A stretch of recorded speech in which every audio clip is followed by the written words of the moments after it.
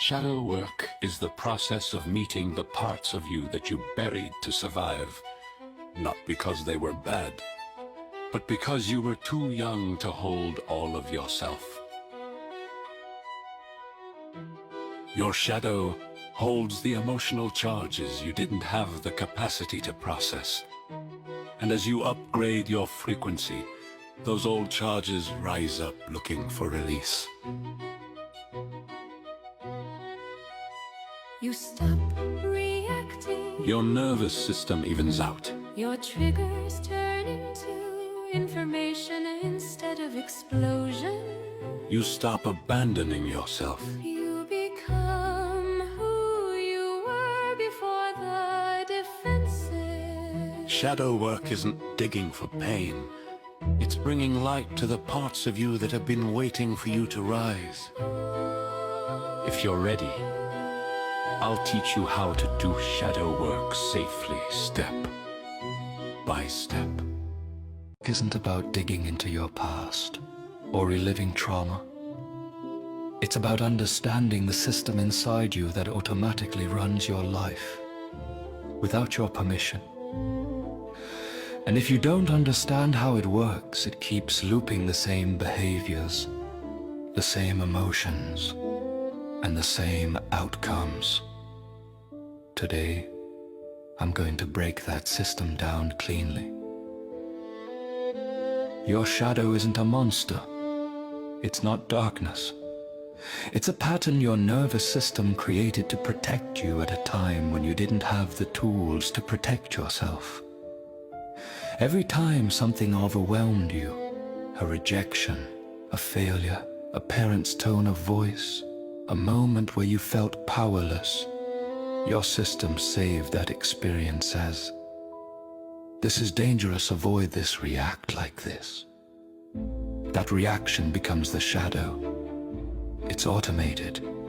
It fires before you can even think, and that's why you keep repeating patterns you don't want. Here's the real truth no one talks about. Your shadow doesn't react to reality. It reacts to frequency.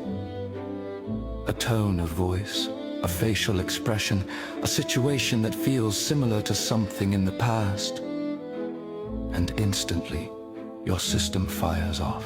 Anxiety, anger, Shut down. sabotage, avoidance, overthinking, People pleasing. pleasing, not because the moment is dangerous, but because the frequency matches an old memory. Your shadow always lives in the past. Once you understand this, everything changes. Here's the breakthrough. When you feel a trigger, pause and say, "This is my nervous system running an old program. What's wrong with me?" Not, "Why does this keep happening?" Just, "My system has activated an old pattern." That one sentence does something powerful. It separates you from the shadow program.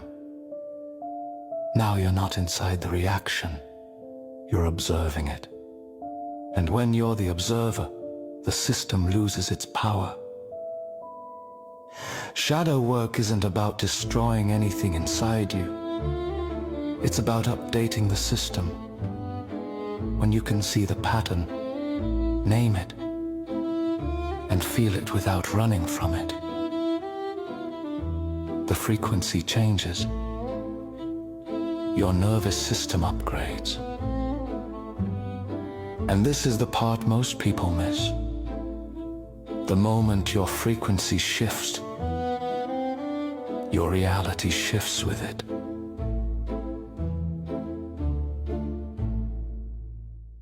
Most people don't realize this. Your inner child is the part of you that still decides your emotional frequency. If you don't heal them, you'll keep reliving the same patterns. Shadow work isn't about digging up pain for no reason. It's about meeting the younger version of you, the one who got scared, the one who didn't get what they needed, and letting them finally feel safe. Most adults are just children with bigger bodies. Our reactions, our overwhelm, our triggers, they're echoes from a younger self who never had someone explain what was happening inside their body. So here's the truth. Your inner child isn't weak. They're frozen in time, locked in a moment where they didn't feel seen, heard, or protected. And every time life brings you the same emotion, you're not reacting as the adult. You're reacting as them. So let's heal that. Close your eyes for a moment. Imagine walking into a room where your younger self is sitting. Maybe they're 5, maybe they're 12, maybe they're the age where everything changed. Notice how they look at you. They've been waiting for someone, you, to show up and say, it wasn't your fault. You weren't supposed to know what to do. You didn't deserve that moment to shape your entire life. And now, place your hand on their shoulder. Feel their nervous system soften as yours becomes the anchor. This is healing. Letting your inner child borrow the frequency of your present self until their fear dissolves into your calm. When you integrate this version of you, you stop chasing validation. You stop fearing abandonment. You stop avoiding conflict because the child inside finally knows. They're safe now. Shadow Work Part 3. Healing the inner child isn't about rewriting the past. It's about rewriting the nervous system imprint that the past left behind. The moment you feel your inner child relax, your adult self finally becomes free. What if I told you the reactions you see in people aren't actually about you? Shadow Work Part 4 is about the spillover. When someone's inner chaos leaks into the room and we mistake it as a personal attack. But the truth is this. People don't show you who you are. They show you the state of their nervous system. When someone is stretched thin, when they're overwhelmed, when they're carrying frustration from something else, their energy spills out sideways. Shadow Work Part 5. This is the trigger you didn't even realize was a trigger until it hit you. The moment you think you're done with your shadow, the universe sends someone or something that pokes exactly the part you thought you healed. And suddenly, there it is again. That familiar sting, that tightening in your chest, that heat behind your face, that urge to defend yourself. And your mind says, seriously? I thought I was past this. But here's the truth. You didn't fail, you didn't go backwards, your shadow didn't return. What actually happened is this. You reach the next layer. Shadow work isn't a straight path, it's a spiral. Every time you come back to the same wound, you meet it from a higher version of yourself. You're seeing the same trigger, but with new awareness, new strength, and new clarity. The trigger isn't reminding you of your weakness, it's revealing your progress, because now, instead of collapsing, you notice it. Instead of reacting, you breathe. Instead of spiraling, you observe. This is the moment when shadow work becomes mastery, when the trigger becomes information instead of a weapon. You're not being attacked, you're being shown what still needs love. Here's the part no one tells you. Your shadow isn't trying to break you, it's trying to free you. Every trigger is a message. There's still a tight place inside that needs your attention. Not punishment, not karma, not failure, just healing asking to be seen. And once you sit with the feeling without running, without fixing, without fighting, the trigger loses its power. You reclaim your energy, you reclaim your peace, you reclaim you. And the next time that same situation comes around, you'll notice something. It doesn't hit as hard, it doesn't last as long, it doesn't define you anymore. That's the sign of real shadow work. Not perfection, but progress. Not the disappearance of triggers, but your ability to stay rooted when they appear.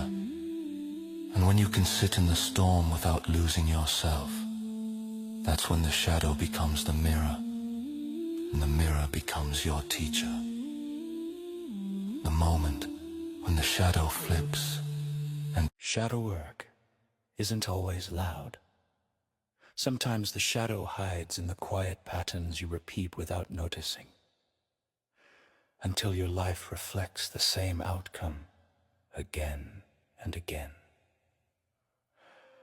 There is a type of shadow that doesn't come from trauma, anger, or fear. It comes from avoidance, avoiding discomfort, avoiding clarity, avoiding the truth you already know, avoiding the action the future version of you is begging you to take. This shadow doesn't scream. It whispers. It waits. It lets you sabotage yourself softly, with procrastination, overthinking, perfectionism, excuses, doubt, or not yet. Then life mirrors the same message, the same arguments, the same outcomes, the same setbacks, the same emotional ceiling, the same almost moment. Not because you're failing, but because your nervous system is still loyal to the older version of you. Shadow work part 6 is the moment you realize, my old patterns were protecting me from a past threat, but they're destroying my present life. Step 1. Identify the quiet pattern. The saboteur doesn't show up as chaos, it shows up as repetition. Ask yourself, where do I keep ending up in the same loop? The same argument, the same stall point, the same emotional ceiling. That's your pattern revealing itself. Step 2. Name the avoidance. Behind every self-sabotage is a micro-avoidance. Avoiding discomfort, avoiding clarity, avoiding the truth, avoiding action. Say it plainly. I'm not stuck, I'm avoiding something specific. Naming it stops the shadow from hiding. Step 3. Trace the emotional trigger. You're not avoiding the action, you're avoiding the emotion the action activates. Is it fear of judgment, fear of disappointing someone, fear of losing stability, fear of success changing your identity? Your saboteur protects the feeling, not the outcome. Step 4. Find the origin. Ask yourself, when did my nervous system first learn that action danger? It might be childhood, it might be past failure, it might be a moment you felt alone, unsupported, or overwhelmed. This step pulls the root out of the soil. Step 5. Rewire with the future self. Close your eyes. See the version of you who already made the decision you're avoiding. How do they breathe? How do they stand? What do they know that you're pretending you don't? Let that identity become the reference point, not the past. Step 6. Take the micro-action. The saboteur loses power when you act before your nervous system negotiates you out of it. One small action, one message, one boundary, one step, 1 hour of focus, one honest conversation. Momentum breaks the pattern more than clarity ever will. Step 7. Retrain the nervous system. After you act, notice nothing bad happens. Your world doesn't collapse, your identity doesn't die. You don't lose safety, you gain power. Tell your body, we're safe now, we move differently. This repetition teaches your saboteur that action is no longer a threat, it's freedom. The shadow isn't trying to ruin your life. It's trying to keep you safe based on an older version of you. But you've outgrown that version. This is where the pattern finally breaks. Let's talk about the scared child. Not the dramatic version. The quiet one. The one that learned early that it was safer to stay small, stay alert, stay ready. This child didn't fail. This child adapted. Somewhere along the way, that child learned, if I'm careful enough, nothing bad will happen. And as an adult, that turns into overthinking, people-pleasing, control, emotional shutdown. We call it anxiety. We call it self-sabotage, but it's really protection. Shadow work doesn't mean forcing this child to be brave. It means noticing when the child is driving and gently letting the adult take the wheel. Try this the next time fear shows up. Don't fight it. Just say internally, I see you, you kept me safe. You don't have to do this alone anymore. That's not weakness. That's integration. And when the child feels seen, the nervous system begins to soften. Healing doesn't come from erasing fear. It comes from no longer abandoning the part of you that learned it. Awareness is the adult showing up.